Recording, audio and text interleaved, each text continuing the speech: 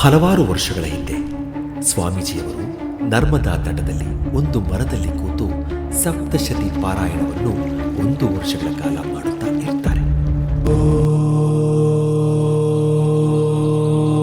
1 ವರ್ಷದ ನಂತರ ಕಾಡಿನಲ್ಲಿ ನಡೆದುಕೊಂಡು ಹೋಗುವಾಗ ಒಂದು ಹೆಣ್ಣಿನ ಕೂಗು ಕೇಳಿ ಅಲ್ಲಿ ಹೋಗುವಾಗ ಅವಳು ಸಾಯುವ ಸ್ಥಿತಿಯಲ್ಲಿ ಇರುತ್ತಾಳೆ.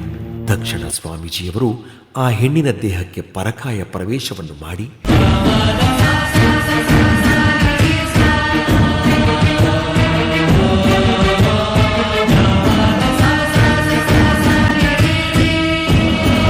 ಅವಳ ಈ ಸ್ಥಿತಿಗೆ ಕಾರಣವನ್ನು ತಿಳಿದು ಅವಳ ಈ ಸ್ಥಿತಿಗೆ ಕಾರಣರಾದ ಡಕಾಯಿತರನ್ನೆಲ್ಲ ಸಾಯಿಸುತ್ತಾರೆ. ಮುಂದೆ ಅದೇ ದೇಹದಲ್ಲಿ ಒಂದಷ್ಟು ಕಾಲ ಇದ್ದು ಆ ಊರಿನವರ ಯೋಗಕ್ಷೇಮಗಳನ್ನು ನೋಡಿಕೊಳ್ಳುತ್ತಾರೆ.